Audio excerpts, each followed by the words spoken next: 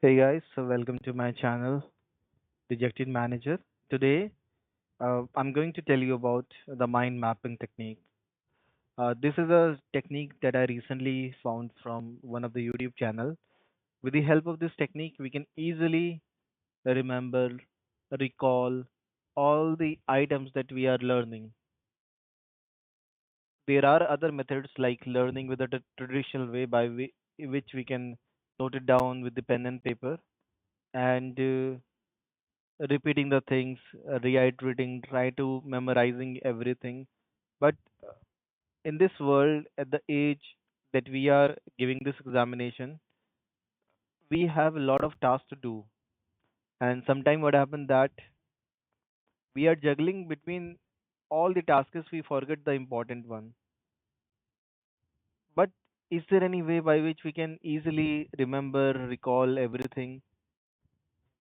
In that scenario, this techniques comes in the place, which called the mind mapping technique, which maps each and everything with the help of the diagram, pictures, or the dots, which dot relates to what. And this is how this is going to work. Created a PMP mind map so that I will not forget the things about it. Okay, so how the mind map goes like that. The PMP is the exam that we are dealing with, which is a project management professional, and it has a three fundamental component. The first component is the business environment. This comes around 8% of the entire examination. Then another component is the process domain, which is almost 52% of the entire exam. Then we have the people domain. Okay, so why not? I'll write people here. Yeah, it's people. People, which comes around 48% of the entire exam. Let's suppose if you wanted to ace this examination, then I need to make sure that I'm covering all these three domain and maximizing my answers or the chances to get above target score. Now, situation. This one is the easiest topic where we can score a lot of marks, which is comes 8%. But why still I feel like that I'm not still confident in this topic. Coming to the process part, which covers the 52% of the entire PMP, it is categorized into the two parts. One is the waterfall method, and second one is the agile mindset. Now, if I talk about the waterfall traditional method, it include the five knowledge areas and 49 processes group. The knowledge areas follows like initiation, planning, executing, controlling, monitoring, and closing. And the 49 process area groups are also included in it. How the things going to be happen. For agile mindset, I believe it would consider. Let me check from somewhere and try to note it down. Agile, agile, PMP, mind map. Okay, let's see if I find something here, and after that, I will try to make it in my own way. I'll check from somewhere from here.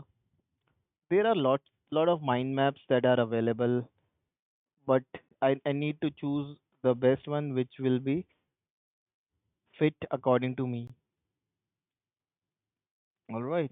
So I got three or four mind map, and let's see like that if it is visible. I'm okay. Let me take okay now. Yeah, this is working. So it says that the product owner checklist, requirement of a product owner, the knowledgeability, availability, decidability, and accountability. Uh, the business, the customer, market, completion of the product, and the skills that are required, the vertical slicing, prioritizing, ordering, organize the workshop, other meetings, customer, stakeholder, user development, kickstart a new product epic, creation of a vision together with the team, shareholder, the lean canvas or the vision board, define minimum viable product, break it down to the multiple release validation board, and after that create an initial feature list, the personas, stories, maps, design. This looks interesting, but I have a very limited knowledge of it. The kick the key phase as possible example 10% of total bird. Make sure product backlog is up to date. Attend. Let me okay save this thing in my folder. I have created one learning folder for myself, which helped me to note down all the things PMP mind map, and after that I'll use it later on because at now I'm not able to understand it properly. The kick-starting of a new product, discovery of the sprint, delivery sprint, attend sprint planning, sprint review, sprint retrospective, then formulate a sprint goal with the team, discuss, answer question, slice stories, identifying the test scenario, accept or reject. Okay, this is good. As a product owner, you are responsible for creating, maintaining, prioritizing the backlog. Okay, great. If I move to the second mind map, let's see what it is. Lean with Agile Scrum. That looks very fascinating. This is a diagram I've seen in so many places. The first thing is the product backlog. Then we get the sprint backlog. Let me write it down in my own my mind map. And after that, if feel like that anything I need to add, Agile. Then first we have a product backlog. Then we have a sprint backlog. Sprint backlog.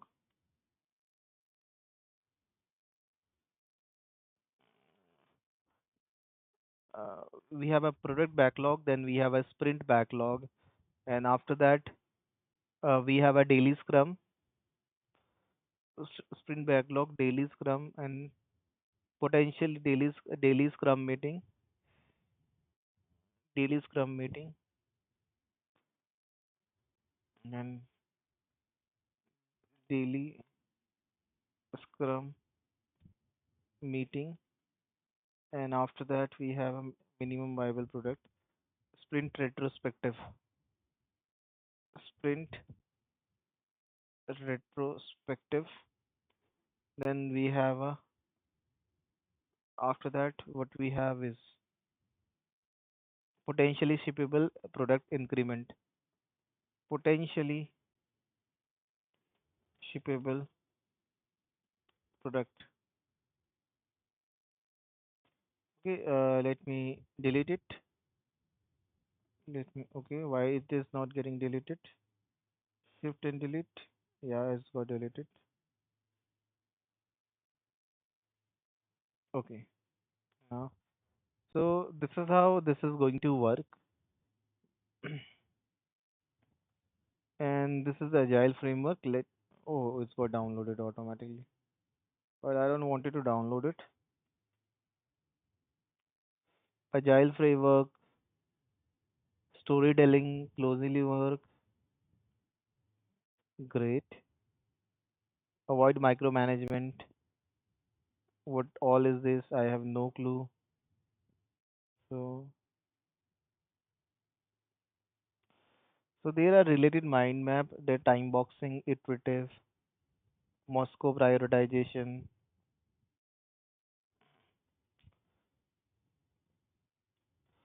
Okay, Moscow prioritization I have learned from lot of time. That is the must have Moscow prioritization. Won't have this time. Want Moscow. Moscow is must have essential feature. Essential feature minimum requirement. Failure means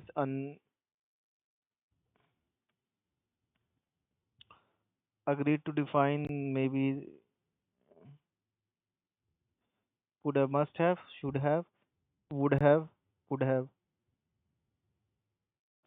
must have, should have, could have, would have, must have. Let me check in with the chat GPT.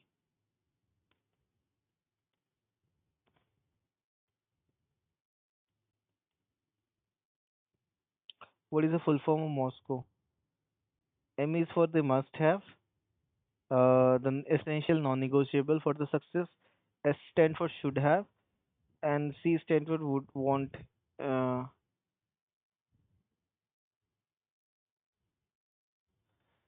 it helped the stakeholder team agree with the critical versus give me 10 questions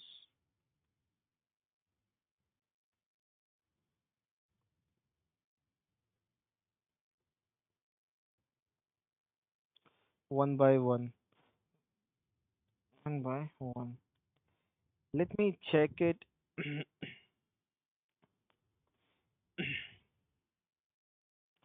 In the Moscow prioritization category represent requirements that are critical to the project success and cannot be negotiated. Uh, that is, I think it would be the must have. I believe that is the one must have. Correct. Must have is essential. The product owner uses Moscow to prioritize the backlog item. The should have items are important but not critical. Must have the time and almost important but can be deferred. Okay. The the most which category is most at risk or being excluded if if the project fails fuel constraint won't have agreed or won't have could have the won't have item are already agreed as out of scope, so they don't so they are not even candidates. Could have item are the lowest priority among among among in scope item. They are first to be the dropped in the time and the short and must have as long as possible. During the sprint planning season, a stakeholder insists that could have item be delivered immediately. What should the Scrum Master do first? Add it to the sprint backlog immediately. Remind the stakeholder that the priority were agreed using a Moscow and the must have comes the first. Escalate. So the must have with the could have for a balance. Okay. Let me check if it's work. The Scrum Master role is to protect the process and the priority. In the Moscow must have take precedence. Could have are only delivered if there are extra time. A is a wrong. Okay, got it. So today I have learned about the Moscow technique, and that is a great. Let me write it down in my place. Which of the feature describe won't have in the Moscow? The feature not added in the project sector but could be added later. Feature are the critical to the release. Feature that are permanently removed from the scope. That would be considered as won't have.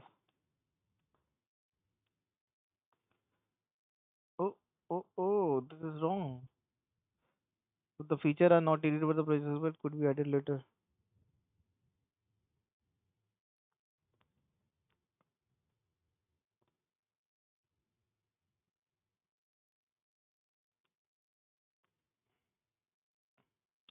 A product owner insists on classifying the almost every backlog item as a must-have. What should the project manager or Scrum Master do? Except it remind the must-have should be the minimal, otherwise the Moscow lose effectiveness. A reclassification of the item themselves move. The strength of the Moscow lie in keeping the must-have are limited to essentials. If everything is labeled as must-have, the team lose prioritization, clarity, and delivery. In a Moscow prioritization, which category best fit the following feature? A nice to have dashboard theme that provide best atheistic but not an impact for business product. In a Moscow prioritization, which category best fit the following feature? A nice to have a dashboard theme that provide a better atheistic but not an impact to product.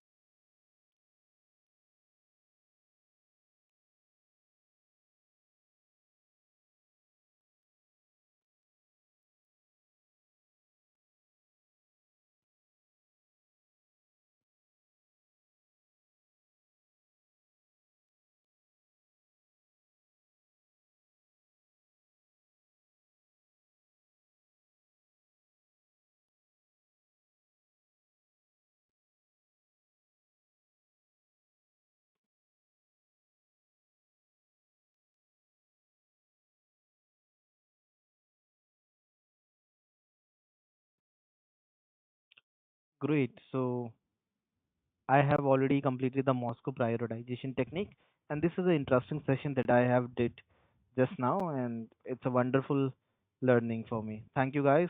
Let me stop my recording and take care.